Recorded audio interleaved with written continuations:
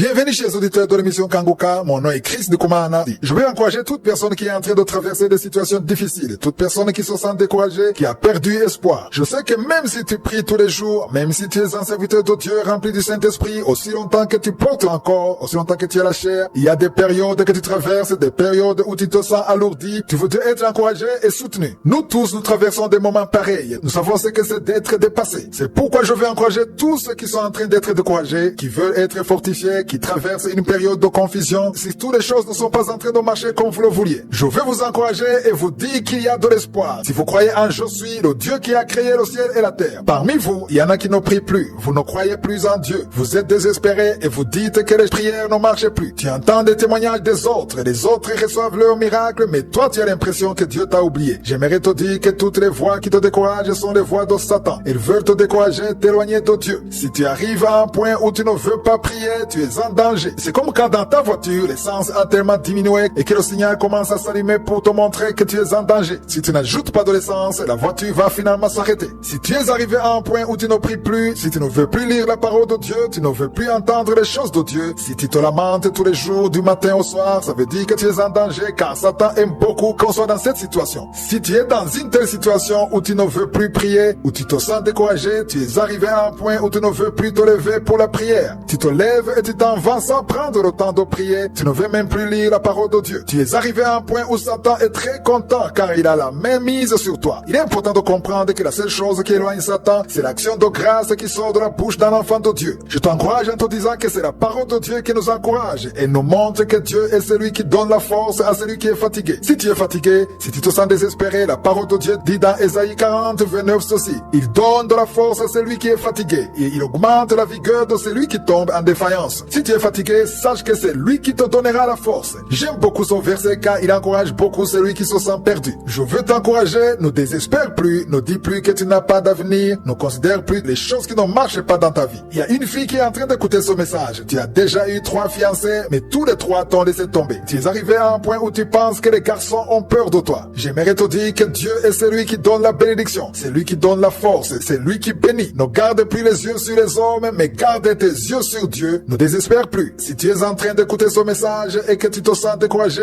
lis ce verset car personne d'autre ne donne la force à part je suis, le Dieu qui a créé le ciel et la terre. C'est lui qui peut te donner la force. Il te demande de croire en lui et de garder tes yeux sur lui. Il tracera pour toi le chemin car si tu n'as plus la force, si ta force a diminué comme l'essence diminue dans une voiture et que même les signaux commencent à montrer que l'essence a sensiblement diminué, si tu sens que ton essence est en train de diminuer, la parole de Dieu dit que c'est lui qui augmente la force. C'est lui qui augmente l'essence spirituellement parlant. C'est lui qui augmente la force de prier, la foi. Change de prière et commence à confesser la puissance de Dieu. Rends grâce à Dieu parce qu'il est Dieu. Cesse de te lamenter et dis à Dieu que tu crois qu'il est celui qui te secourra, lui qui a créé le ciel et la terre. Je vais encore une fois vous encourager et je vous dis que sans considérer ce que vous avez vécu hier ou la semaine passée, sans considérer ce qui s'est passé le mois passé, il y a un plan que je suis à pour vous aujourd'hui. C'est pourquoi je dis toujours qu'au réveil, il faut préparer la journée, il faut prier, confier ta journée entre les mains de je suis. Il faut que tu sortes de la maison après avoir prié. Je suis sera avec toi dans tout ce que tu vas faire. Il n'y a rien de plus important que de se dire que je suis est avec nous partout où on va. Ça ne veut pas dire qu'il n'y aura pas de problème. Tu peux avoir des problèmes, mais le plus important, c'est de commencer la journée avec Dieu. La bonne nouvelle que j'ai pour toi, c'est que je suis à préparer de bonnes choses pour ta vie. Ça sera peut-être difficile pour toi, peut-être que ça va être dur, mais si ça vient de je suis, c'est une bonne chose. Tout ce qui vient de je suis est toujours une bonne chose. La parole de Dieu dit dans Exode chapitre 16, verset 4, et ici c'est Dieu qui parle à Moïse. Il a dit, voici je ferai pleuvoir pour vous du pain du haut des cieux. Le peuple sortira et en ramassera jour par jour la quantité nécessaire afin que je le mette à l'épreuve et que je vois s'il marche ou non selon ma loi. Il faut savoir qu'ils ont vécu de la manne durant tous les 40 ans qu'ils ont passé dans le désert. La manne descendait tous les jours. Lorsque tu pries le matin et que tu prépares la journée, il est important que tu comprennes que Dieu a prévu une manne pour toi. La manne n'est autre chose que la force nécessaire pour aujourd'hui. Je le dis souvent, il est très important que je le rappelle car la force d'aujourd'hui n'est pas celle d'hier. Aujourd'hui, nous sommes mercredi. La force d'aujourd'hui n'est pas celle d'hier, mardi mardi et ce n'est pas non plus celle de lundi. Mais il faut comprendre que la force d'aujourd'hui est une force nouvelle, une force qui n'a jamais existé. C'est pourquoi lorsque tu pries le matin, demande la force d'aujourd'hui, demande la sagesse d'aujourd'hui, demande la santé d'aujourd'hui, la bénédiction d'aujourd'hui, demande la persévérance d'aujourd'hui. Il est important de ne pas devenir trop familier avec Dieu car il a toujours de nouvelles choses. Les gens qui ne prient pas, qui ne préparent pas la journée, ils pensent que les choses sont toujours les mêmes, que la vie est toujours pareille. Le soleil est toujours le même, le ciel est toujours le même, les montagnes sont toujours les mêmes, les arbres sont les mêmes, les maisons sont les mêmes, mais la manne que Dieu a préparée pour toi est celle d'aujourd'hui uniquement. Jour par jour, Dieu prépare une manne. Prie en disant à Dieu que tu veux une sagesse nouvelle, que tu veux être dirigé par lui et que tu veux que l'Esprit de Dieu te dirige d'une nouvelle façon, car il faut savoir qu'il y a des projets que Dieu a pour ta vie et ne sont pas les projets d'hier, mais ce sont des projets d'aujourd'hui. Il est important de se préparer. C'est un nouveau jour que Dieu a créé. Ceux qui l'ont compris préparent la journée tous les jours, car chaque jour a ses propres réalités. Il y a des appels que tu vas recevoir, que tu n'auras pas demain. Il y a des gens que tu vas croiser et que tu ne croiseras pas demain. Chaque chose qui va t'arriver, il faut que ça soit dans le plan de Dieu. Une personne réveillée prie en demandant à Dieu qu'il lui permette de vivre son plan et prie en lui demandant de croiser les personnes que je suis a prévues. Les personnes réveillées ne s'attendent pas à toujours vivre les mêmes choses. Moi aussi, j'étais comme ça avant. Je croyais que les choses sont toujours les mêmes. C'est ce qui fait que les gens s'ennuient. Ils ne font rien car ils disent dans leur tête que les choses sont toujours les mêmes et ils commencent à se lamenter. Si tu es une personne réveillée, attends-toi chaque jour à une nouvelle chose. Peut-être que tu ne vois rien, mais ça ne veut pas dire que rien ne s'est passé. Toute personne qui s'attend à voir quelque chose de nouveau, il va certainement le voir. Si tu t'attends à une nouvelle grâce, une nouvelle miséricorde, une nouvelle force, tu l'auras car tu as la foi. Préparer la journée, c'est se dire qu'on commence quelque chose de nouveau et on se prépare à marcher dans le plan d'où je suis. Ceux qui gardaient la manne dans leur tente, ils ne pouvaient plus manger le jour suivant car ils la trouvaient pourrie. La manne était faite pour un seul jour. Ça, c'est un langage spirituel qui explique ce que nous sommes en train de vivre aujourd'hui. Attendons-nous à vivre ce que je suis à préparer et demeurons dans son plan. Je vais parler aux parents qui ont des enfants qui sont en âge de se marier. Je respecte beaucoup la culture, mais en tant qu'enfant de Dieu, nous devons nous soumettre beaucoup plus à la parole de Dieu. Ce sont des choses que j'ai déjà remarquées et que je partage souvent avec mes proches et je sais que c'est vraiment un sujet de prière à prendre au sérieux. Je me sens aujourd'hui inspiré par le Saint-Esprit à le dire dans cette émission afin que les chrétiens qui m'écoutent, surtout ceux qui ont des enfants à l'âge de se marier, que ce soit des filles ou des garçons, qu'ils comprennent bien la position de la parole de Dieu. Je vais essentiellement m'adresser aux parents qui ont des filles. Dans Hébreux chapitre 13 verset 4 il est écrit que le mariage doit être honoré de tous. Ça veut dire que le mariage doit être officiel, où tout le monde sait que vous êtes mariés. Ce verset continue en disant et le lit conjugal exempt de souillure. Ça veut dire qu'il ne doit pas y avoir de péché d'adultère entre les mariés ou ceux qui veulent se marier. C'est pourquoi je dis toujours à ceux qui sont fiancés qu'il ne faut pas qu'ils couchent ensemble avant le mariage. C'est ce que la parole de Dieu dit et elle le précise très bien. Puis le verset termine en disant car Dieu jugera les impudiques et les adultères. Quand on parle d'impudiques, ça veut dire ceux qui couchent ensemble alors qu'ils ne sont pas mariés. Ceux qui le font avec d'autres personnes alors qu'ils sont déjà mariés, là on parle d'adultère. Je veux parler aux parents des filles. Il y a toujours un problème concernant la dot. Dans certains pays africains, la dot est très difficile à obtenir. Pour doter une fille, ça demande beaucoup d'argent et plus les années passent, plus le coût de cette dot augmente comme c'est le cas des loyers de maisons qui deviennent de plus en plus chers. Dans certains pays africains, la dot coûte environ $3,000. C'est beaucoup d'argent. Les jeunes hommes qui veulent se marier, ils ne peuvent plus trouver cet argent et parfois ils sont bloqués. Beaucoup de parents disent qu'ils respectent la culture, mais si on regarde bien, cet argent ne contribue que pour les dépenses de la fête, pour faire des cérémonies qui sont chères et parfois les jeunes hommes ont des familles pauvres et ne peuvent pas se permettre de dépenser une telle somme. Ils décident de s'endetter pour y arriver. Parfois ils n'arrivent même plus à rembourser cette dette ou ils doivent attendre des années pour rembourser la dette. Il faut qu'on comprenne qu'on est en train de mettre des pièges dans la parole de Dieu. La parole de Dieu dit que ceux qui commettent l'impudicité vivent dans le péché. Si l'impudicité est un péché, il y a des fiancés qui vivent dans l'impudicité parce qu'ils ne peuvent pas se marier. Le problème c'est qu'ils veulent se marier mais ils n'ont pas les moyens pour se marier. Les jeunes hommes passent beaucoup d'années sans se marier parce qu'ils n'ont pas d'argent pour la dot et les filles ne peuvent pas quitter la maison de leurs parents et elles tardent à se marier parce que ceux qui veulent les épouser n'ont pas d'argent pour payer la dot. J'aimerais dire aux parents que s'ils sont sauvés, il faut qu'ils mettent en pratique cette parole de Hébreux 13 verset 4. Simplifions les choses et mettons en avant la volonté de Dieu. Nous ne sommes pas censés bloquer les enfants à cause de l'argent. Laissons les enfants qui ont prié et qui marchent avec Dieu, laissons-les se marier en toute légalité et officiellement. Si Dieu est avec eux, qu'ils fassent de simples cérémonies qui sont conformes à leurs moyens pour la gloire part de Dieu. Ce qui compte, ce n'est pas les grandes cérémonies. Ce qui compte, c'est mettre en pratique la parole de Dieu. Je vais encore une fois vous parler de l'œuvre spéciale que Jésus a accomplie dans son monde. Beaucoup savent que Jésus est venu dans son monde. Il a fait des miracles. Il a guéri les paralytiques. Il a ressuscité les morts. Il a ouvert les yeux des aveugles. Il a multiplié les pains. Il a marché sur l'eau, etc. Cependant, la chose la plus importante qu'il a accomplie n'est pas celle qu'il a faite durant les 33 ans qu'il a passé sur la terre, mais c'est ce qu'il a fait le jour où il était sur la croix. Durant les quelques heures qu'il a passé à la croix, il a fait quelque chose qui nous sauve même aujourd'hui. C'est ce qui fait de nous ce que nous sommes et c'est ce qui fait de nous des enfants de Dieu et nous sommes pardonnés pour nos péchés. Si vous lisez dans 2 Corinthiens chapitre 5 verset 21, il est écrit que Jésus n'a jamais commis de péché. Toutes les années que Jésus a passé dans son monde, il n'a jamais commis de péché. Ce verset dit, c'est lui qui n'a point connu le péché, il l'a fait devenir péché pour nous, afin que nous devenions en lui justice de Dieu. Lisez bien ce verset et lisez aussi dans Matthieu chapitre 27 verset 46 où il est écrit, et vers la 9e heure, Jésus s'écria d'une voix forte, Eli, Eli, lama sabachthani. C'est-à-dire, mon Dieu,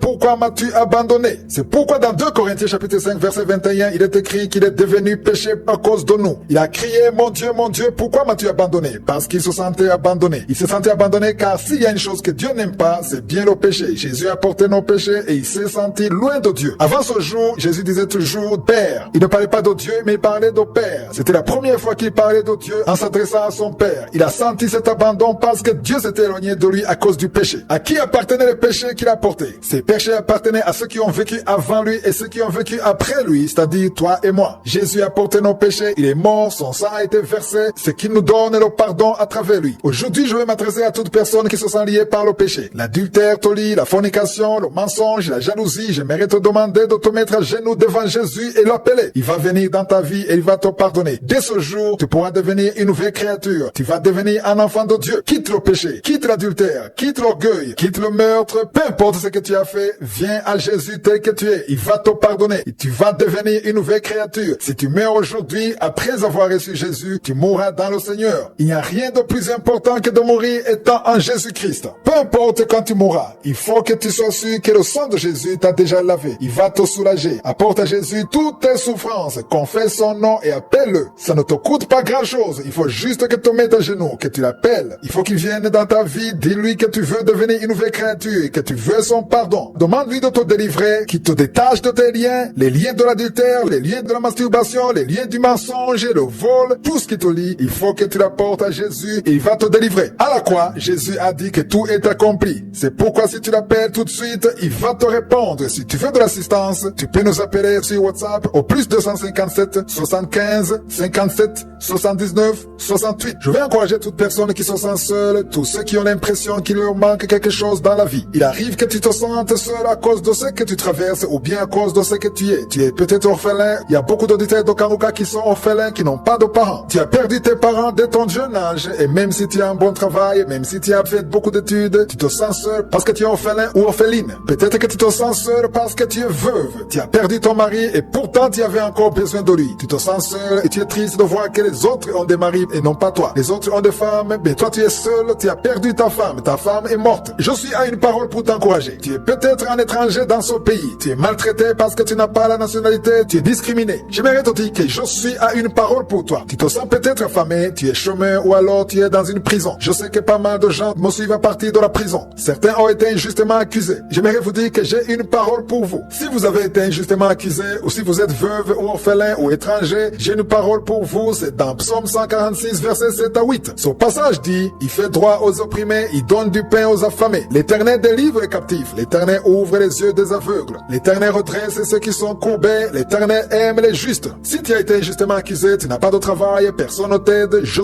veux t'aider. Tout ce qu'il te demande, c'est de croire en lui. Ne désespère pas. Si tu es en train de te lamenter, c'est parce que tu n'as plus les yeux fixés sur lui. C'est lui qui se lamente et n'a plus son regard fixé sur Jésus. Il a laissé tomber ce qui aurait pu le sauver. Ce qui aurait pu le sauver, c'est l'action de grâce. Rends grâce à Dieu, lui qui peut te sauver. Rends grâce à Dieu, lui qui peut te nourrir. Dis-lui merci, lui qui peut te rendre justice. Voici un verset particulier pour les étrangers qui sont en train de m'écouter. C'est le verset 9. Ça dit Psaume 146, verset 9. Il est dit, l'Éternel protège les étrangers, il soutient l'orphelin et la veuve, mais il renverse la voie des méchants. Comment les soutient-il? Il les délivre et il combat pour eux. Je veux encourager toute personne qui se sent seule, qui a tout essayé sans succès. Dans ton foyer, rien ne marche, personne ne te comprend. Les gens autour de toi ne considèrent que leurs propres intérêts vrai, tu n'as personne qui peut te secourir. Jésus veut te secourir, il veut te visiter, il veut t'aider. Tu n'es pas seul. Si tu te sentais seul, je veux que cette parole t'encourage ce matin. Il y a des femmes qui ont des mariages en mauvais état. Tu n'es pas avec ton mari, ou ton mari te trompe, ou bien il est alcoolique. Sache que Jésus est avec toi si tu crois en lui. Au lieu de te lamenter, au lieu de prononcer de mauvaises paroles sur ton mari, mets-toi à genoux et appelle Dieu. Dis-lui qu'il est capable. Appelle-le. C'est lui qui te délivrera. Ne te lamente pas. Ne donne pas accès au diable, mais fais confiance en Jésus, car il sait tout.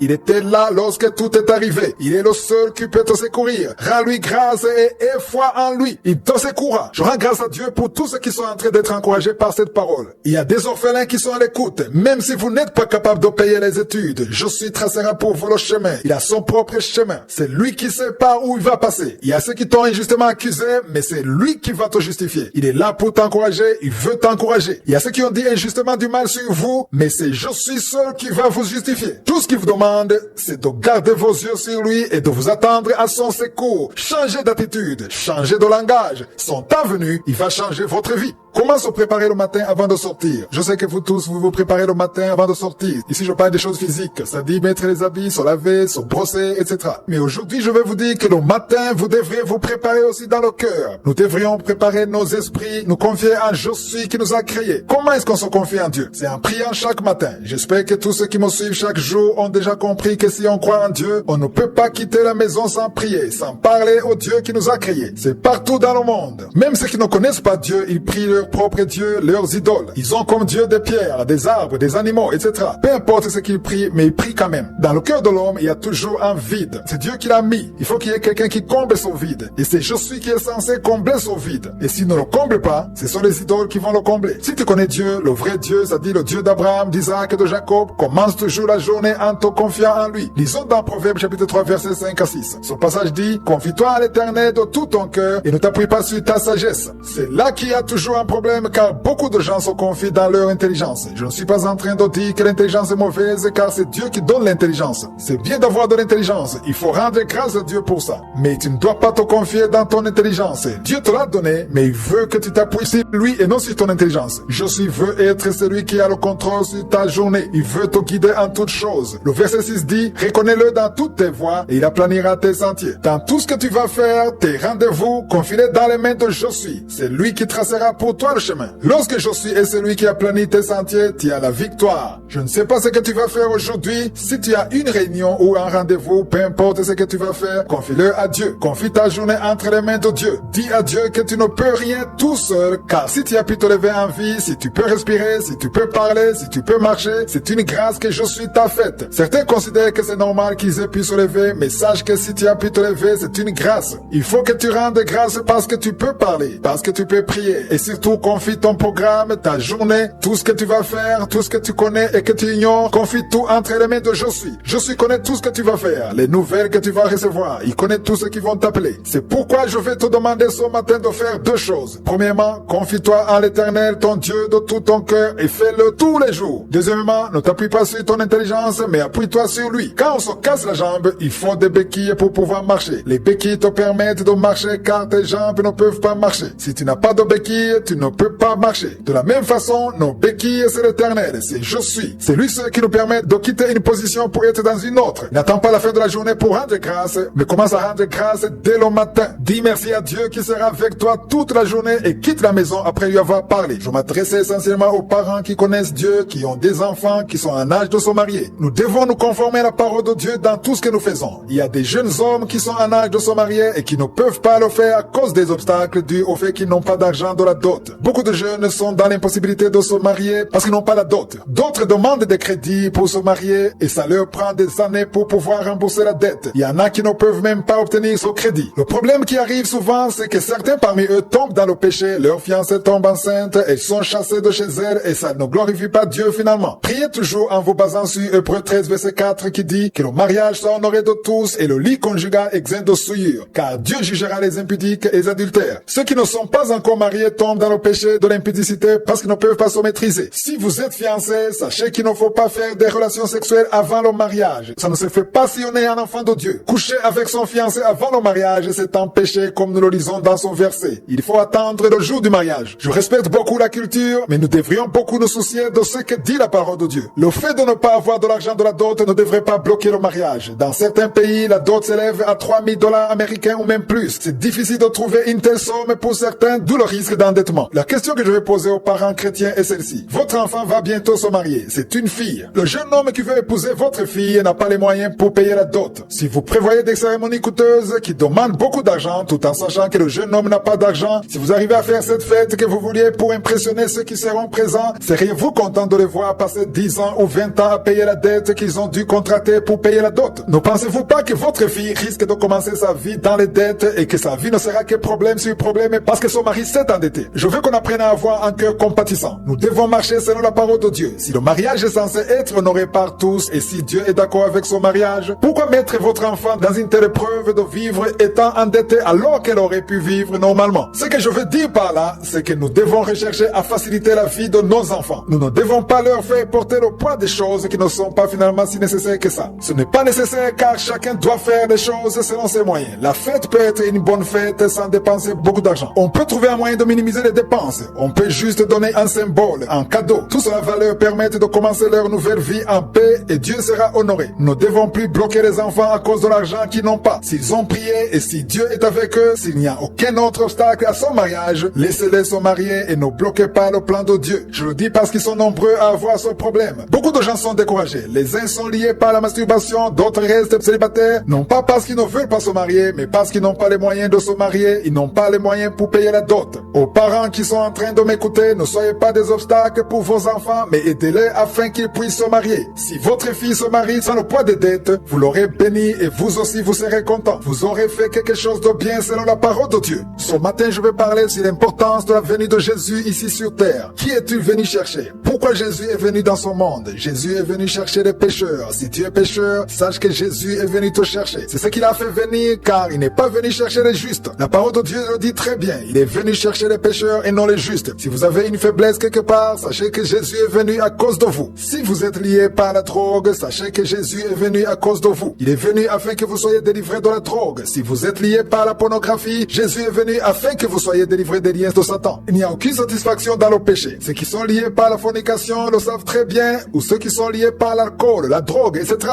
Aujourd'hui, vous le faites, mais ça ne vous empêche pas d'y retourner encore et encore. Vous n'êtes jamais satisfait complètement, vous en avez toujours envie. Jésus est celui qui donne la satisfaction du cœur. C'est lui qui est venu délivrer tous ceux qui sont appelés pécheurs. Si tu es pécheur, sache que Jésus est venu pour toi. Voyez ce que Jésus a dit dans Luc chapitre 5, verset 31 à 32. Il a dit, ce ne sont pas ceux qui se portent bien qui ont besoin de médecins, mais ce sont les malades. Le médecin vient pour aider les malades. Si aujourd'hui tous ceux qui sont malades étaient guéris et que personne ne tombait malade, tous les hôpitaux seraient fermés. Ceux qui ont étudié la médecine retourneraient à l'école pour étudier autre chose car il n'y aurait plus de travail pour eux. Les médecins ont du travail parce qu'il y a des malades. Les hôpitaux existent parce qu'il y a des malades. Et Jésus dit, ce ne sont pas ceux qui se portent bien qui ont besoin de médecins, mais ce sont les malades. Jésus dit qu'il est venu aider ceux qui manquent quelque chose dans leur vie. Il est venu pour les pécheurs. Le verset 32 dit, je ne suis pas venu appeler à la repentance des justes, mais des pécheurs. Si vous vous sentez lié par le péché, si vous vivez dans le péché, sachez que Jésus est venu vous appeler à la repentance. Il n'y a rien d'autre qui nous demande. C'est une chose très importante, se repentir. Lorsque nous nous repentons, Jésus nous pardonne. L'avantage de la repentance, c'est que tout est effacé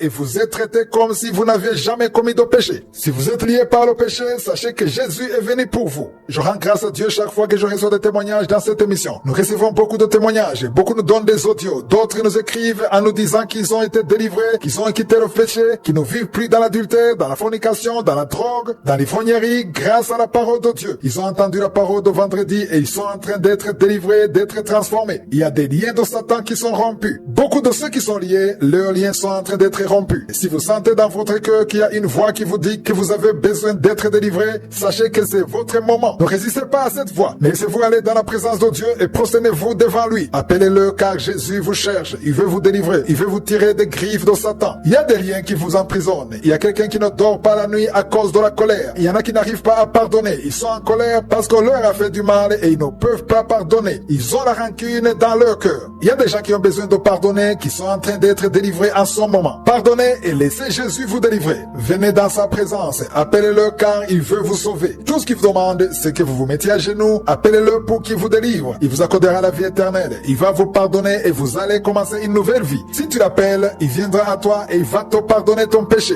Nous sommes sur le chemin du ciel, frères et sœurs. Je ne veux pas vous décrire la joie que j'ai lorsque je parle du ciel. Je ne sais pas si c'est la même chose pour vous. Chaque fois que je parle du ciel, j'ai la joie. Je ne veux pas que les enfants de Dieu oublient le ciel.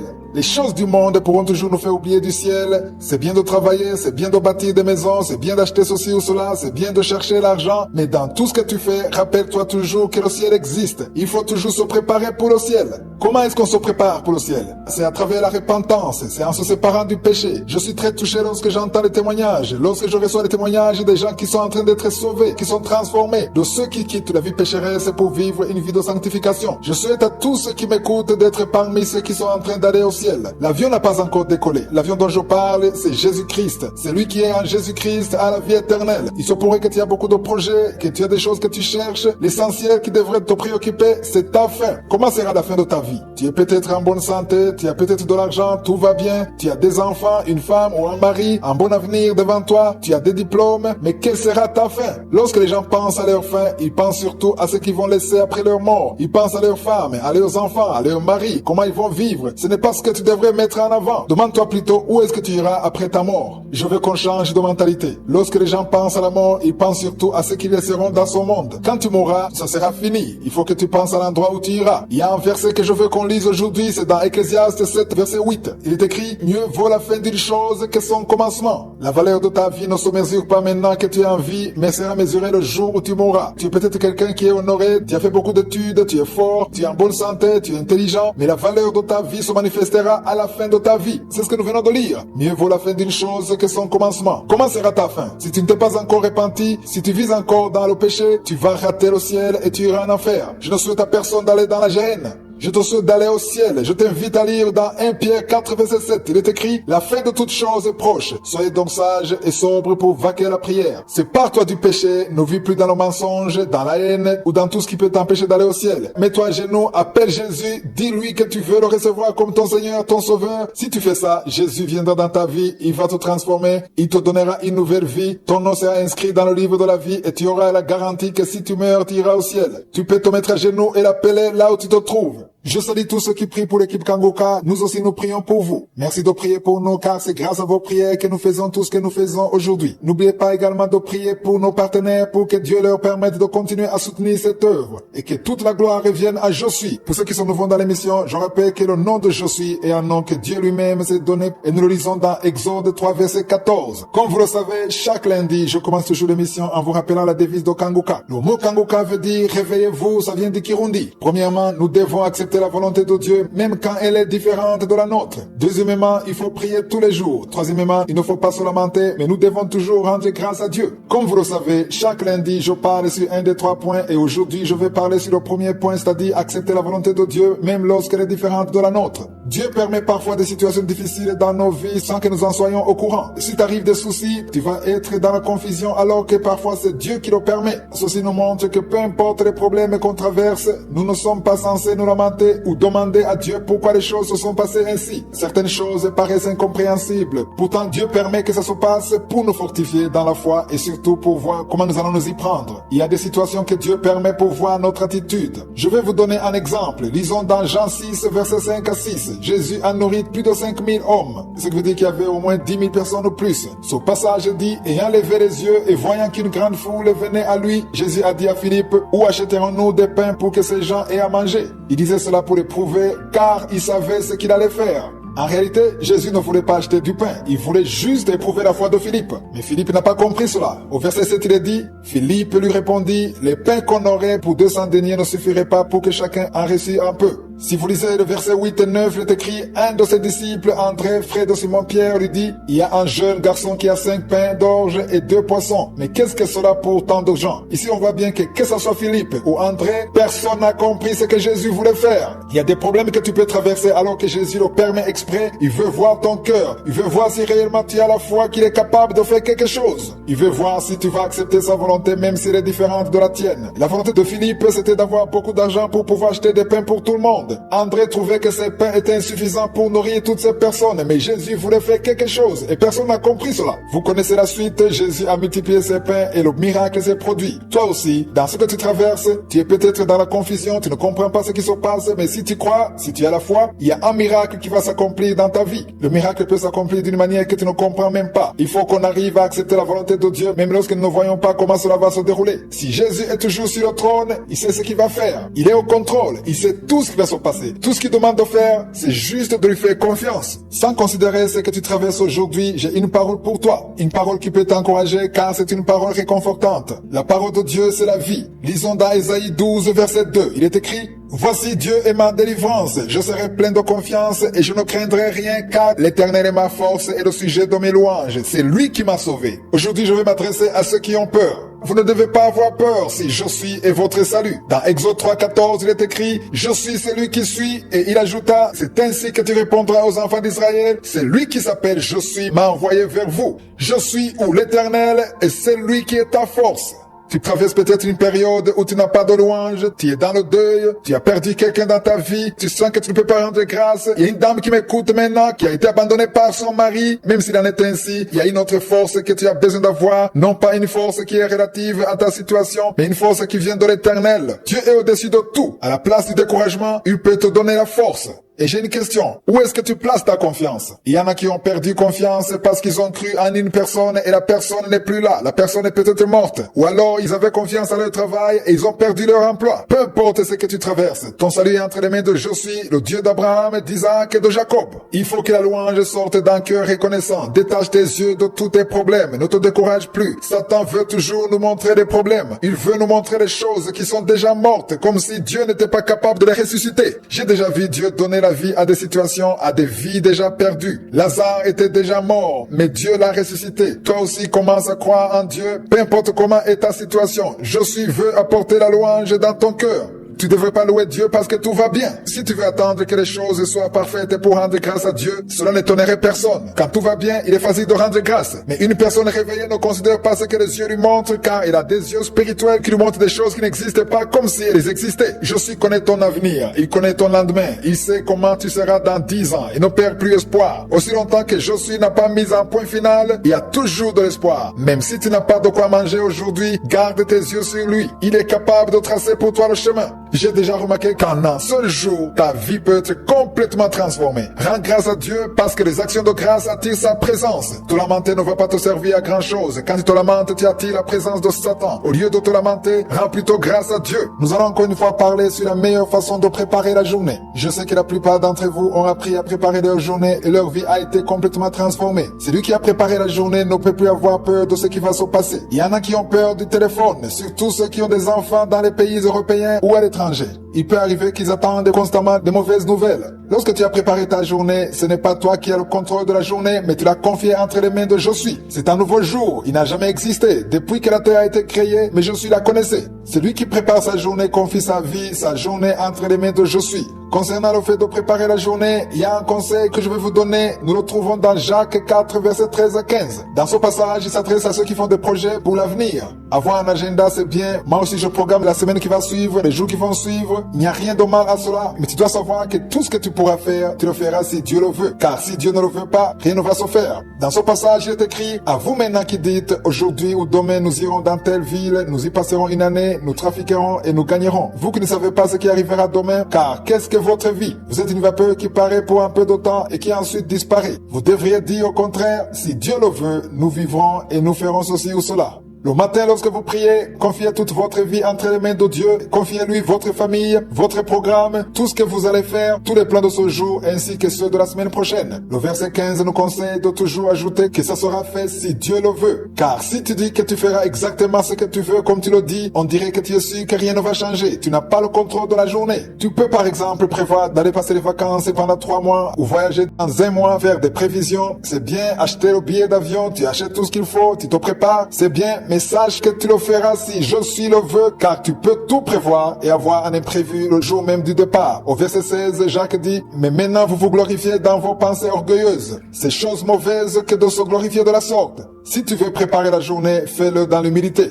Il faudra donc dire: Seigneur, si tu le veux, je vais aller au travail, je vais aller à l'école. Si tu mets en avant la volonté de Dieu, ça veut dire que ça ne doit pas se passer comme tu l'as préparé et tu ne vas pas te lamenter parce que tu as demandé à Dieu de faire sa volonté. Quand tu dis si Dieu le veut, ça montre l'humilité. Ça veut dire que tu t'humilies à la volonté de Dieu. Chaque fois que tu prépares la journée, rappelle-toi que tu ne peux rien faire sans Dieu. Tu ne peux aller nulle part sans sa permission car c'est lui qui te nourrit, c'est lui qui te donne la force, c'est lui qui ouvre les portes et c'est lui qui te donne la victoire. Quand tu es humble, quand tu t'humilies, je suis touché et il se manifeste. Je vais parler aujourd'hui d'un langage qui devient de plus en plus répandu parmi les enfants de Dieu. Ils se disent les uns les autres qu'ils sont bénis ou se saluent en disant que tu es béni. Que veut dire être béni ou que veut dire bénir? Je me suis rendu compte que la plupart ne comprennent pas ce que veut dire bénir quelqu'un. Il y a des choses qu'on imite sans pour autant comprendre leur signification. Il est très important, et c'est ce que je préfère, que dans tout ce que nous faisons, nous nous conformons à la parole de Dieu. Jésus lui-même a dit souvent à ses disciples de bénir et non de maudire. Nous avons été appelés en tant qu'enfants de Dieu à bénir.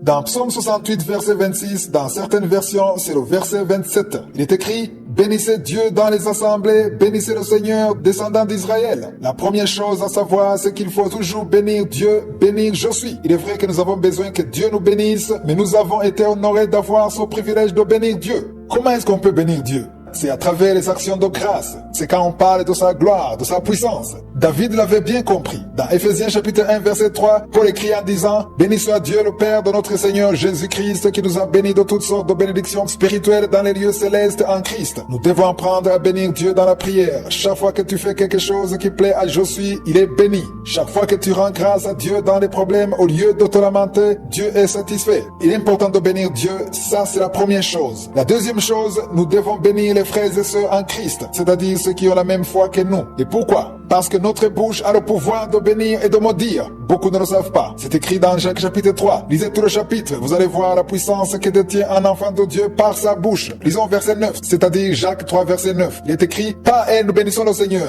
Ça veut dire par la langue nous bénissons le Seigneur notre Père, et par la même langue nous maudissons les hommes faits à l'image de Dieu. Il ne faut pas maudire les enfants de Dieu. Comment est-ce qu'on peut maudire quelqu'un? On peut maudire quelqu'un en prononçant des mauvaises paroles, des paroles pour lui souhaiter le mal. Le verset 10 dit: de la même bouche sortent la bénédiction et la malédiction. Il ne faut pas, mes frères, qu'il en soit ainsi. Ici, nous comprenons qu'il faut toujours bénir et non maudire. Ne souhaite pas le mal à ton frère ou à ta sœur. Lorsque tu parles à quelqu'un en souhaitant quelque chose, ça peut engendrer la bénédiction ou la malédiction. Dire à quelqu'un qu'il a été béni, tu ne lui dis rien de nouveau, car si la personne est sauvée, elle est déjà bénie. Elle sait qu'elle a été bénie. Ce que tu ferais par contre, et qui pourrait l'aider, c'est de bénir la personne. Il faut lui souhaiter de bonnes choses. Il faut lui souhaiter de connaître Christ. Bénissez et dites-lui que Dieu le bénisse. Il faut lui souhaiter des bénédictions. Les enfants de Dieu ne prononcent pas de telles paroles. Ils se contentent seulement de dire tu es béni. Il suffit pas de parler à la personne, de lui dire qu'elle est bénie. Il faut plutôt la bénir. Il faut souhaiter quelque chose. Il faut prononcer des bonnes paroles sur la personne. Bénissez les enfants de Dieu. Bénis ton mari, bénis ta femme, bénis tes enfants. Chaque fois que tu as l'occasion de le faire, il faut le faire. Bénissez-les. Dites des paroles. Prononcez des paroles de vie. Souhaitez le bien à vos frères et à vos sœurs. Souhaitez-leur de marcher dans la volonté de Dieu. Nous devons apprendre à bénir nos pays, notre avenir, notre journée, car par la bouche, des choses spéciales peuvent se produire. Donc à chaque fois que tu vois un enfant de Dieu, si tu veux le bénir, il faut lui souhaiter quelque chose. Parce que quand tu lui dis seulement qu'il est béni, ça ne change rien. Il sait déjà qu'il est béni, mais il veut quelque chose qui vient de toi. Car par ta bouche, tu peux bénir et tu peux maudire en même temps. Mais il ne faut pas maudire, il faut plutôt bénir. Moïse est celui que Dieu a utilisé pour libérer le peuple de Dieu. Après 400 ans d'esclavage, ils sont sortis de l'Égypte. Avant que Dieu l'utilise, il y a quelque chose que Moïse a fait et c'est ce qu'on va voir aujourd'hui. Dans Hébreux 11, verset 24-27, ce passage dit: c'est par la foi que Moïse est devenu grand, refusant d'être appelé fils de la fille de Pharaon, aimant mieux être maltraité avec le peuple de Dieu que d'avoir pour un temps la jouissance du péché, regardant le propre de Christ comme une richesse plus grande que les trésors de l'Égypte, car il avait les yeux fixés sur la rémunération. C'est par la foi qu'il quitta l'Égypte sans être effrayé de la colère du roi, car il se montra ferme comme voyant celui qui est invisible. Moïse a été élevé par la fille de Pharaon. Il a grandi au palais royal. Est-ce que tu vois ce qui est invisible? Moïse avait une belle vie au palais. Il avait sa chambre, des serviteurs, des richesses, des honneurs. Partout où il passait, on se prosternait. Mais malgré tout ce confort, il savait que c'était pour un temps limité. Il a accepté de devenir esclave comme les autres, comme ses frères juifs. Il l'a accepté parce parce qu'il savait qu'à la fin, il aura quelque chose de meilleur. Imaginez-vous à cette époque, il a compris la souffrance de Jésus alors que Jésus n'était pas encore né. Il a accepté de s'humilier, il a laissé tous les biens qu'il avait. Je vais parler à tous ceux qui sont en train de vivre dans les plaisirs du monde, qui ont l'argent et qui font tout ce qu'ils veulent avec l'argent. Si tu vis dans la débauche, tu prends la drogue, l'alcool, tu fais tout ce que tu veux, tout ce que ta chair te demande de faire. Tu le fais et tu es content des choses du monde. Ma prière est que tes yeux soient ouverts comme Moïse. Il faut que tu te rendes compte que même si ça te plaît, ce sont des choses passagères.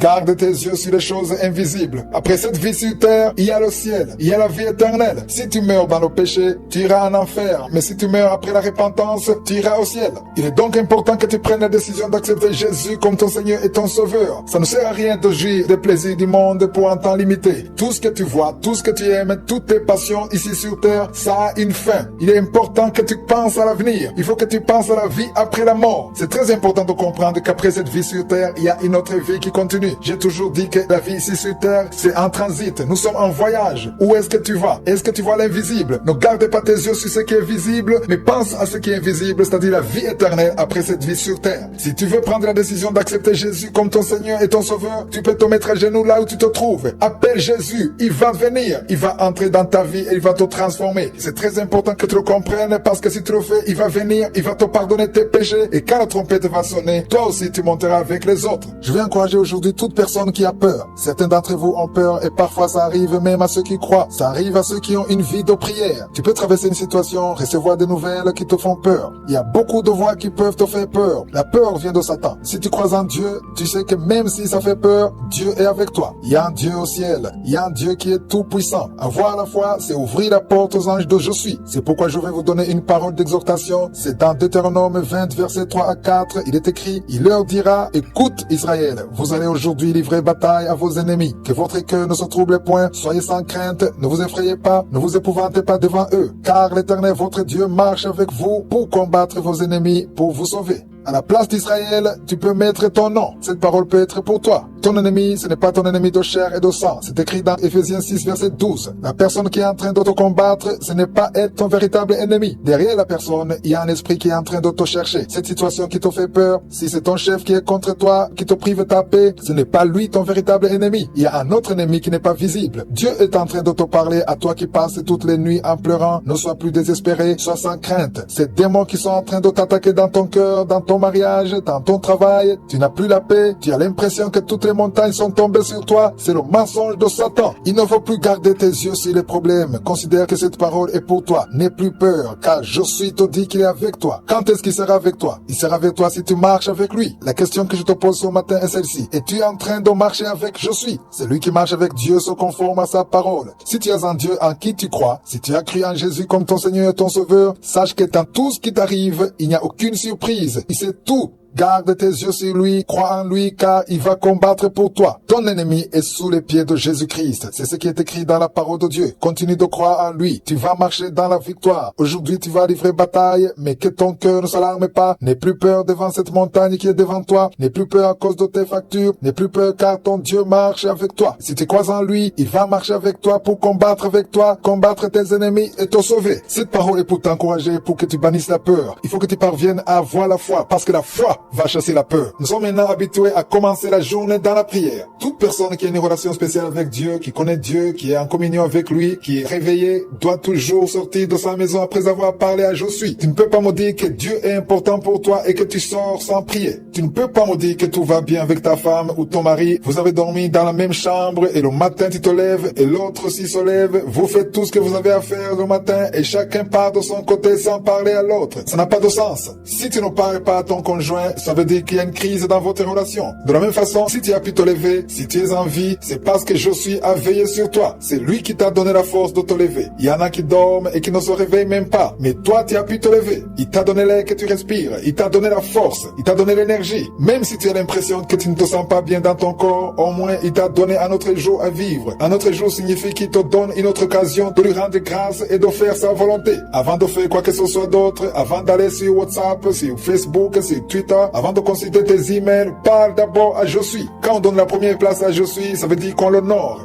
Je suis veut être honoré. Donnons la valeur à Je suis et tout le reste va suivre. Quand tu pries, montre-lui que tu ne peux rien sans lui. Il y a beaucoup de choses qui t'attendent, tu ne le vois sans doute pas, mais c'est la réalité. La parole de Dieu dit que notre ennemi n'est pas de chair et de sang. Nous ne luttons pas contre la chair et le sang. Nous avons un ennemi invisible. Si tu es un enfant de Dieu, tu as un ennemi qui ne veut pas que tu persévères dans la foi. Cet ennemi ne veut pas que tu continues de parler de Dieu. Il veut que tu te lamentes, que tu te suicides, que la vie te dégoûte. Face à tout cela, prépare-toi le matin, prie et invite Dieu pour qu'il vienne dans ta vie, pour qu'il prenne le contrôle de ta vie. Chaque fois que je prie, je demande toujours la direction du Saint-Esprit. Je demande l'humilité, la sagesse, qu'il ferme toutes les portes de Satan. Aujourd'hui, je veux insister sur une chose. Il faut toujours demander la sagesse. Même si tu es sage, tu as toujours besoin d'avoir plus de sagesse. Personne n'est parfaite. Nous avons toujours besoin de la sagesse. Je ne suis pas en train de parler de la sagesse ou de l'intelligence qui te permettra de réussir à l'école, mais je parle de la sagesse qui te permet de faire tout ce que tu dois faire. La sagesse de pouvoir discerner la voix de Dieu. Il faut que tu sois capable de prendre de bonnes décisions dans toutes les situations que tu vas traverser. Dans Jacques chapitre 1 verset 5, il est écrit: si quelqu'un d'entre vous manque de sagesse, qu'il la demande à Dieu qui donne à tous simplement et sans reproche, et il lui sera donné. Ceux qui demandent la sagesse ne sont pas uniquement ceux qui en manquent, mais même ceux qui en ont sont censés la demander, car la sagesse est toujours nécessaire dans la vie de tous les jours. Je suis en train de parler de la sagesse dont tu vas avoir besoin selon les circonstances que tu vas traverser aujourd'hui. Si tu écoutes cette émission très tôt le matin, tu vas prendre des décisions au cours de la journée. Dans tout ce que tu vas faire, tu auras besoin de la sagesse. Prie en demandant à Dieu de te donner la sagesse. C'est une prière que tu dois faire tous les jours, car si tu as la sagesse de Dieu, il y a beaucoup de choses que tu vas gagner à cause de cela, et sans la sagesse, tu risques de les perdre. Apprenons à demander la sagesse afin que Jésus soit avec nous dans tout ce que nous faisons.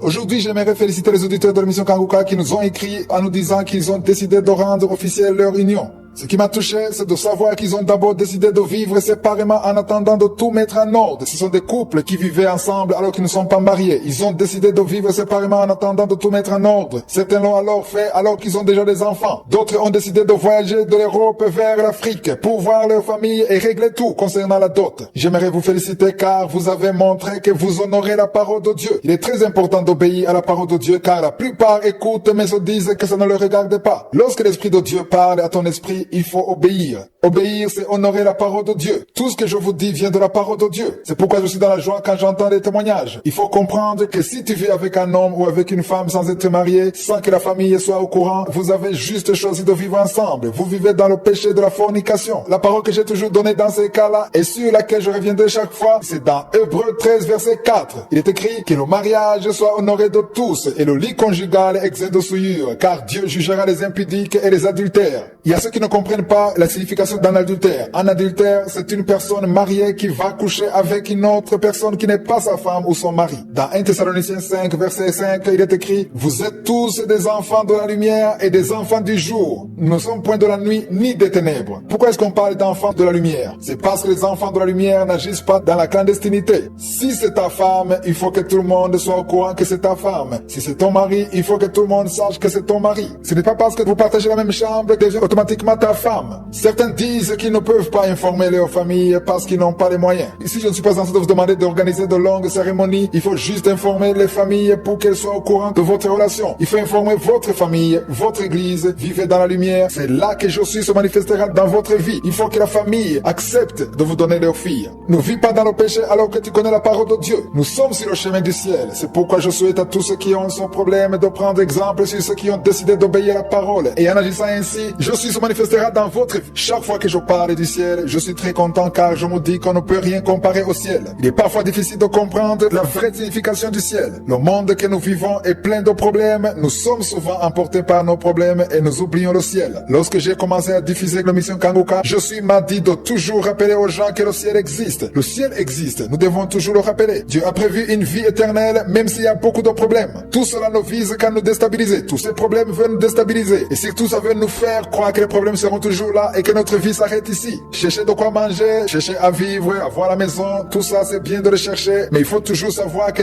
tout ça a une fin. Il n'y a rien qui se trouve dans son monde qui n'a pas de fin. Tout ce qui est visible et tout ce qui est invisible, tout cela a une fin. Rien ne va durer éternellement. Il y a quelque chose que je vais vous dire, une chose que certains d'entre vous ne connaissent pas. La parole de Dieu dit que la terre et le ciel prendront fin. Dieu a prévu une nouvelle terre et un nouveau ciel. Il a préparé tout ça pour que tous ceux qui croiront en Jésus, tous ceux qui ont quitté leur vie de péché péché aille dans le nouveau ciel, porte un nouveau corps et vive éternellement. C'est ce que je souhaite à tous ceux qui m'écoutent. Il y a de l'espoir, car après cette vie-ci sur cette terre, il y a notre vie, une vie meilleure qui nous attend. Il y a une parole que je veux qu'on lise, c'est dans Ésaïe 65, verset 17 à 18. Il est écrit, car je vais créer de nouveaux cieux et une nouvelle terre. On ne se rappellera plus des choses passées et ne reviendront plus à l'esprit. Réjouissez-vous plutôt et soyez toujours dans l'allégresse à cause de ce que je vais créer, car je vais créer Jérusalem pour l'allégresse et son peuple pour la joie. Dieu a préparé pour nous une nouvelle terre, un nouveau ciel, une nouvelle Jérusalem pour que nous vivions dans la joie. Je veux parler à tous ceux qui sont liés par une vie de péché. Tu es en train de chercher le bonheur dans la fornication, dans la drogue, dans l'alcool, dans les boîtes de nuit, dans les choses du monde, mais tout ce bonheur est éphémère et ça va te conduire directement dans la perdition. Si tu meurs dans ton péché, tu ne verras pas le nouveau ciel, tu ne verras pas la nouvelle terre, la nouvelle Jérusalem. Tu ne connaîtras pas le bonheur que Dieu a préparé pour toi. Si tu ne reçois pas Jésus comme ton Seigneur et ton Sauveur, tu ne verras pas ce bonheur. Il y a une parole que je veux vous partager aujourd'hui, une parole qui concerne spécialement ceux qui n'arrivent pas à entendre la voix de Dieu. Des fois on prie et on a l'impression que Josué n'entend pas nos prières. Pourquoi cette impression? Il se pourrait que tu es en train de prier pour que ton enfant soit transformé, mais au lieu de voir la transformation, sa situation s'empire du jour au jour. Tu es peut-être en train de prier pour ton mari, mais son comportement ne change pas. La même chose pour ta femme, pour ta situation au travail. Tu n'as peut-être pas de travail et tu commences à désespérer. Tu as une maladie et rien ne change alors que tu continues de prier. Même si rien ne change dans ta vie, j'aimerais te dire que Josué t'entend. Celui qui a créé l'oreille, il a la capacité d'entendre. S'il t'a donné une oreille, ça veut dire que lui aussi entend. Dans Ésaïe 59, verset 1, il est écrit, non, la main de l'Éternel n'est pas trop courte pour sauver, ni son oreille trop dure pour entendre. Ça, c'est très important de le savoir. La stratégie de Satan, c'est de nous distraire et nous faire croire que Dieu ne nous entend pas. Ne désespère plus car Josué connaît tous tes problèmes. Il connaît les problèmes que tu traverses dans ton mariage. Parmi vous, il y a quelqu'un qui est marié et son mariage est devenu comme un enfer. Tout est amer. Tu veux tout abandonner. La bonne nouvelle que j'ai pour toi, c'est que Josué entend. Tu as l'impression que rien ne change, mais Josué t'entend. Il veut juste voir ta foi. Il veut voir si tu persévères car son oreille n'est pas trop dure pour entendre, ni sa main trop courte pour sauver. Rien ne lui est impossible. Tout ce qu'il te demande, c'est de croire en lui, approche-toi de lui et sépare-toi du péché. Dans le même chapitre 59, au verset 2, il est écrit, mais ce sont vos crimes qui mettent une séparation entre vous et votre Dieu. Ce sont vos péchés qui vous cachent sa face et l'empêchent de vous écouter. Les péchés peuvent bloquer la prière. C'est pourquoi si tu veux que ta prière soit exaucée, il faut que tu te repentes. Repends-toi de tout ce qui te souille et sépare-toi du péché. Il arrive qu'on se sente seul. Tout le monde t'a abandonné. La bonne nouvelle, c'est que Josué ne peut pas t'abandonner. Il ne peut pas t'ignorer. Il entend tout ce que tu lui dis. Même si tu ne sais pas bien parler, il t'entend car l'essentiel, ce ne sont pas des paroles qui sortent de ta bouche, mais ce sont des paroles qui viennent de ton cœur. Crois-tu que cette parole qui se trouve dans Ésaïe 59, verset 1 peut être pour toi? Prends cette parole et fais d'elle ta vie. Dis à Dieu que tu sais que sa main n'est pas courte. Commence à le croire et confesse-le. Satan ne veut pas que tu entendes cette parole. Il veut que tu te décourages, que tu dises que tu as prié longtemps. N'abandonne pas, car il n'y a nulle part où tu peux trouver un refuge à part en Josué. Il est vrai que tu peux t'appuyer sur l'aide de quelqu'un, mais un homme ne peut pas t'aider si Josué ne le permet pas. Chaque chose que tu reçois et qui te permet de vivre les promesses de Dieu vient de Josué. C'est lui qui connaît ton cœur, c'est lui qui sait ce dont tu as besoin. J'aimerais te dire que tous les problèmes que tu traverses, toutes les dettes que tu as accumulées, Josué les connaît. Il y a quelqu'un qui m'écoute maintenant, qui a beaucoup de dettes. Tu es arrivé au point où tu as envie de mourir. Tu préfères maintenant la mort. Il y en a qui désirent la mort en ce moment. Moi aussi, j'ai vécu une situation pareille. Chaque fois que j'entendais que quelqu'un est mort, je l'enviais et je voulais être à sa place. Je voyais le mal partout, car Satan m'avait déjà fait prisonnier. Il ne m'a montré que de mauvaises choses. Il faut que tu saches que si tu es encore en vie, si tu es encore dans ce monde, si tu n'es pas encore mort, c'est que je suis encore en plan pour ta vie. Tu ne connais peut-être pas encore ton appel, tu ne sais pas ce que je suis veut que tu fasses, mais il a un plan pour ta vie. Ne désespère plus, ne te lamente plus, ne prononce plus de mauvaises paroles, ne déteste plus les gens parce qu'ils ne sont pas en train de t'aider. Il y a un Dieu qui t'a appelé, qui t'aime. Il est au ciel et te donnera ce qu'il faut en son temps. Continue de prier, persévère, ne te lamente plus. Les mauvaises paroles de lamentation te bloquent. Il faut que tu changes de confession, demande à Dieu de te sanctifier par sa parole. Répands-toi, va dans la présence de Dieu et dis à Dieu que tu veux être avec lui, que tu veux marcher avec lui et le voir agir dans ta vie. Je veux que tu comprennes que toute personne qui appelle je suis, cette personne le voit agir dans sa vie et il se manifeste. J'espère que ce verset de Ésaïe 59 verset 1 t'a encouragé. Si tu pensais que ce n'est plus possible, ton miracle est encore possible car la main de Josué n'est pas trop courte pour sauver ni son oreille trop dure pour entendre. Josué entend et son heure venue, tu verras sa main et sa puissance. Je vous rappelle à chaque fois que c'est celui qui peut avoir une journée bénie, une belle journée en marchant avec Dieu, doit commencer sa journée avec je suis. Chaque fois que tu te réveilles, dis-toi que tu veux que Dieu prenne le contrôle de ta vie. Les personnes qui sont réveillées ont déjà compris que les choses ne doivent pas se passer comme ils veulent. Il y a de bons et de mauvais jours. Il y a des jours où tu reçois de mauvaises nouvelles et d'autres où tu reçois de bonnes nouvelles. C'est pourquoi il faut toujours savoir rendre grâce pour tout ce qui arrive. Préparer la journée, c'est demander à Dieu de prendre le contrôle. C'est Dieu qui nous dirige. Comment le fait-il? La parole de Dieu dit dans Romains 8,14 que nous sommes conduits par l'Esprit de Dieu. Il nous dirige en parlant à notre cœur. Quand tu pries le matin en préparant la journée, demande à Dieu de te diriger, demande-lui de te diriger dans chaque décision que tu vas prendre. Lisons dans le livre d'Exode. Quand les enfants d'Israël ont quitté l'Égypte, la parole de Dieu dit qu'ils n'allaient pas où ils voulaient. Il y avait un ange qui le conduisait toujours selon la direction de Dieu. Ce que je veux qu'on comprenne, c'est que depuis l'Égypte jusqu'à Canaan, c'est un voyage qui pourrait prendre 10, 11 jours ou au maximum 2 semaines. Mais eux, ils ont passé 40 ans. Il y a un verset que je veux qu'on lise, c'est dans Exode chapitre 13, verset 17. Il est écrit, « Lorsque Pharaon laissa aller le peuple, Dieu ne le conduisit point par le chemin du pays des Philistins, quoique le plus proche, car Dieu dit, le peuple pourrait se repentir en voyant la guerre et retourner en Égypte. Il arrive qu'on puisse traverser des tentations et on veut tout abandonner, mais on se rend compte que c'est impossible de retourner en arrière. Quand tu prépares la journée, prie afin que je suis te permette de marcher sur le chemin qui te conduit dans son plan. Ne prends pas un chemin qui te conduit dans le péché, car il y a des chemins que tu peux prendre avec des gens qui sont autour de toi, des programmes qui peuvent te conduire dans le péché. En préparant la journée, il faut demander à Dieu qu'il t'aide toujours à être dans son plan. Quand tu prépares la journée, prie en demandant à Dieu de te garder toujours dans son plan. Ferme dans la prière toutes les portes qui ne sont pas de lui, tout ce qui peut te conduire dans la mauvaise direction. Le verset que nous venons de lire, Exode 13, verset 17, nous montre que Dieu ne les a pas fait passer par le chemin le plus court, mais il a choisi le chemin le plus long. Dieu connaît son peuple. Ils auraient pu retourner en arrière, mais il les a fait passer par un chemin où il était carrément impossible de retourner en arrière. Quand tu prépares la journée, demande à Dieu de marcher avec toi. Demande à ce qu'il t'aide à ne pas marcher dans les choses qui te font retourner en arrière. Que l'Esprit de Dieu te permette de toujours marcher dans le plan de Dieu. Que les programmes qui ne viennent pas de lui ne se réalisent pas. Si tu fais cette prière, je suis va se manifester. Il y a des choses qui ne vont pas se passer alors que tu le voulais, mais parce que tu auras préparé la journée, tu vas rendre grâce même si les choses ne se réalisent pas. Prépare la journée, marche sur le chemin de je suis. C'est là que tu vivras son plan pour ta vie. Nous allons encore une fois parler sur la vie éternelle. Nous sommes dans son monde, mais nos jours sont comptés. Il faut toujours te rappeler que tes jours sont comptés. Il est important de le comprendre, car le jour où tu l'auras compris, tu vas bien gérer le temps qui te reste à vivre. Il y en a qui ne se rappellent jamais qu'ils quitteront un jour son monde. Ils vivent comme si toute leur vie s'arrêtera ici. Nous sommes des pèlerins dans son monde, personne ne vivra 2 siècles. C'est pourquoi il faut que tu utilises bien le temps qui te reste à vivre. Une autre question que tu dois te poser, le jour où tu quitteras cette vie, est-ce que tu sais où tu iras? Y a-t-il une autre vie après la vie ici sur terre? La bonne nouvelle, c'est qu'il y a une autre vie après la vie ici sur terre. C'est pourquoi Jésus est venu pour que tous ceux qui croient en lui aient la vie éternelle. Chaque vendredi, j'essaie de rappeler et de donner espoir aux gens parce que même si cette vie n'est pas facile, il y a une autre vie qui nous attend. C'est pourquoi il faut te préparer étant toujours dans son monde, car nulle part dans la Bible, on ne nous dit qu'après cette vie, il y a une possibilité de se préparer pour la vie éternelle. Tout se fait ici pendant que tu es vivant. Après la mort, ce sera déjà terminé. Ce sera déjà trop tard. Je veux parler à tous ceux qui n'ont pas encore pris la décision de se repentir, la décision d'accepter Jésus comme leur sauveur et Seigneur. Il y a une parole que je veux partager avec vous aujourd'hui. La parole se trouve dans Luc chapitre 12 verset 16 à 20.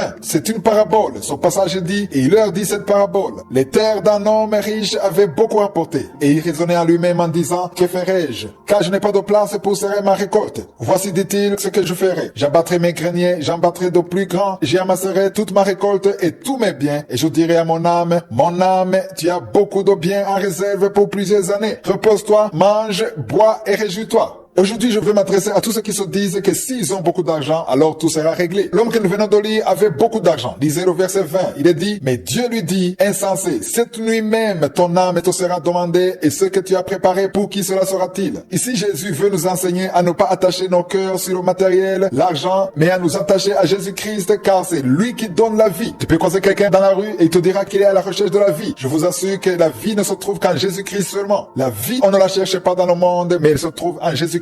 C'est normal de chercher du travail, de chercher comment vivre, mais sache que la véritable vie ne se trouve qu'en Jésus-Christ seul. La véritable vie, c'est la vie éternelle, car la vie que nous menons dans ce monde a une fin. Il y a une autre vie qui ne s'arrête pas à la mort. Même si tu meurs, cette vie continue, c'est la vie éternelle. Vous pouvez lire ce que Jésus a dit dans Jean 11, verset 25. Il a dit, je suis la résurrection et la vie, celui qui croit en moi vivra quand même il serait mort. Ici, on comprend bien que même après la mort, Jésus dit que tu vas continuer à vivre si tu crois en lui, si tu l'acceptes comme ton Seigneur Seigneur est ton sauveur, à ce moment tu es sûr que tu peux continuer à vivre même après la mort. C'est pourquoi il faut quitter ta vie pécheresse. Demande à Jésus de venir dans ta vie, appelle-le, tu auras la vie éternelle. Même après ta mort, tu vas continuer à vivre. Tu peux le faire là où tu te trouves, ou si tu veux être assisté, tu peux nous appeler au 00 257 75 11 47 39. Je vais encourager aujourd'hui toute personne qui a des doutes, qui a peur de ne pas voir la personne qui attend dans sa vie. Il y a une image que Satan te donne. Les voix de Satan viennent pour te murmurer à l'oreille que ton combat est perdu d'avance, que ta prière ne sera pas exaucée, que cette maladie ne peut pas être guérie, que tu as déjà perdu ton enfant, que tu ne verras plus ton mari.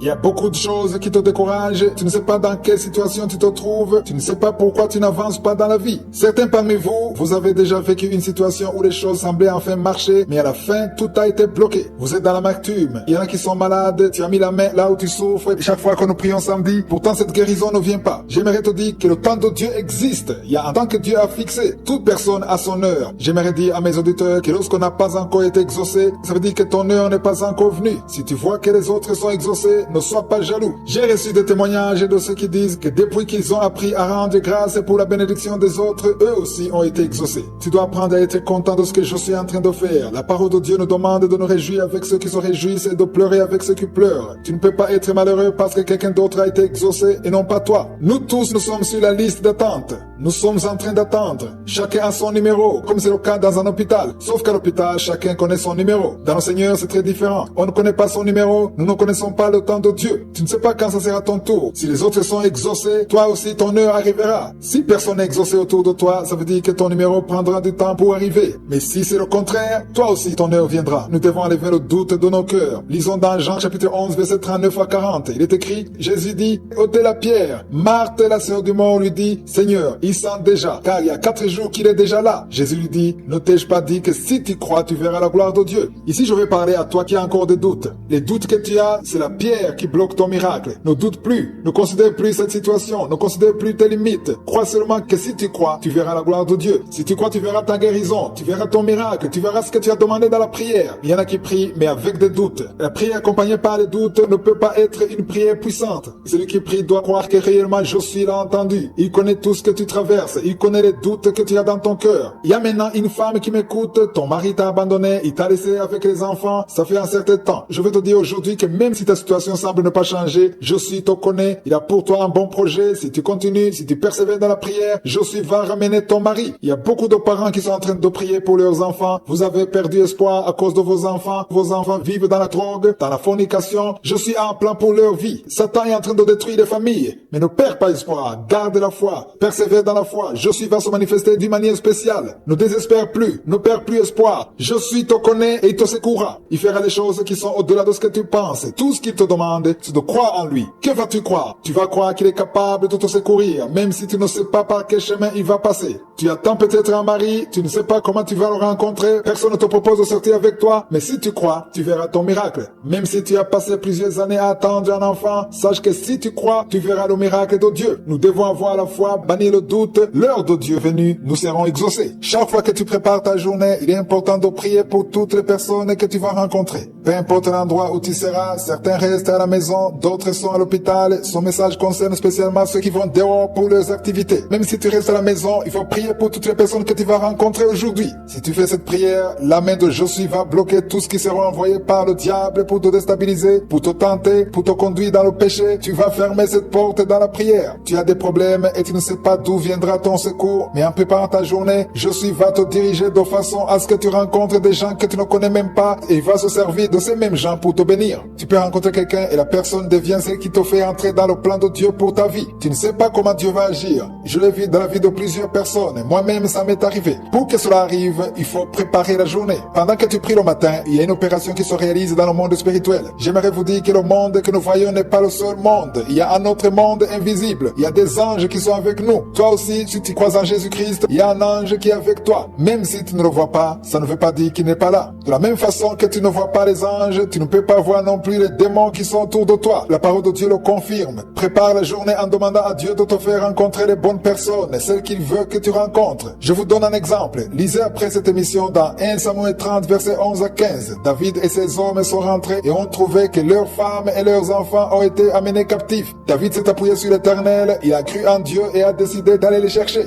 Lisez attentivement tout le chapitre. Vous allez voir comment David s'est appuyé sur l'Éternel. C'est ce qui les a permis de remporter la victoire et de ramener leurs femmes et leurs enfants. Dans 1 Samuel 30, verset 8, nous voyons David préparer la journée. Il est écrit, et David consulta l'Éternel en disant, poursuivrai-je cette troupe? L'atteindrai-je? L'Éternel lui répondit, poursuis car tu atteindras et tu délivreras. J'aime beaucoup comment le verset 6 se termine en disant, mais David reprit courage en s'appuyant sur l'Éternel son Dieu. Dès le matin, il faut que tu t'appuies sur l'Éternel. Confie ta journée entre les mains de Dieu. Les versets 11 et 15 disent, ils trouvèrent dans les champs un homme égyptien qui conduisit auprès de David. Il lui fit manger du pain et boire de l'eau et lui donnèrent un morceau d'une masse de figues sèches et 2 masses de raisins secs. Après qu'ils eurent mangé, les forces lui reviennent car il n'avait point pris de nourriture et point bu d'eau depuis 3 jours et 3 nuits. David lui dit, qui es-tu et d'où es-tu? Il répondit, je suis un garçon égyptien au service d'un homme amalécite et voilà 3 jours que mon maître m'a abandonné parce que j'étais malade. Nous avons fait une invasion dans le midi des Kérésiens sur le territoire de Juda et au midi de Caleb et nous avons brûlé Tziklag. David lui dit, veux-tu me faire descendre vers ces troupes? Qu'est-ce que nous sommes censés comprendre par là? Ça veut dire qu'ils ont fait du bien et par cet acte, ils ont eu le moyen de connaître le chemin à prendre. Le bien dont je parle, c'est le fait de secourir l'Égyptien qui était malade, qui était mourant. Il faut comprendre que préparer la journée, c'est aussi se préparer à faire le bien. En faisant le bien, te connectera aux bonnes personnes, celles qui sont censées te faire arriver dans le plan que Dieu a pour toi. Je le dis pour l'avoir vécu. Chaque fois qu'on prépare sa journée, on rencontre des personnes qui font partie du plan de Dieu.